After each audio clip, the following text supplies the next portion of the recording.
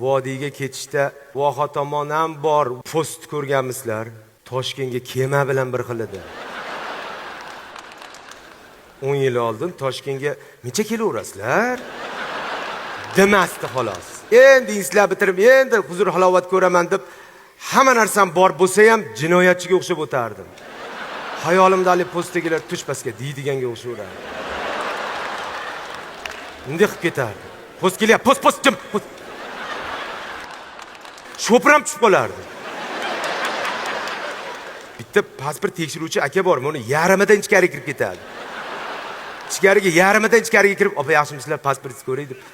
Bu mashinaning ichida odam yurardi. Bitta mehmon bilan borib qopman. O'sha paytda endi men ham yosh bo'lganman. Yuring, vodiyga boramiz, ketdik Farg'onaga boramiz debpanda. Haligi mehmon nima deydi deng, haligi pasportni rejimni ko'rib, "Men qarang, jami boshqa davlatga o'tib ketyapmizmi biz?" dedi. Hali postda turgan akaga pasportlar ko'rsatsangiz tekshirib bo'lib, oq yo'l akani ham bor, ketaveringda ham bor, pachti aytmasdi.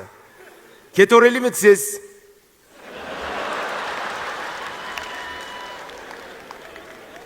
O'sha paytda shunaqa chehralar ishga olingan shekilli-da.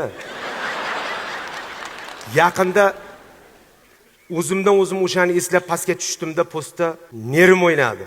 Mana propiska dedim. Aka turgan ekanda, mana pasport dedim. Nima to'smayapsiz dedim.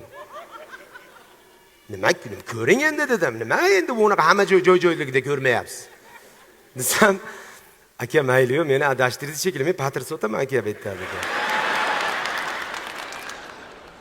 Yana bitta o'tik deydigan bo'lib ketdik. Muomalalarni qarang, uni ustiga gaylarimiz ham rahmat. Yo. Aka hujjat ko'rib, yo'q, hujjat kerak emas. Men o'zim prosta turibman.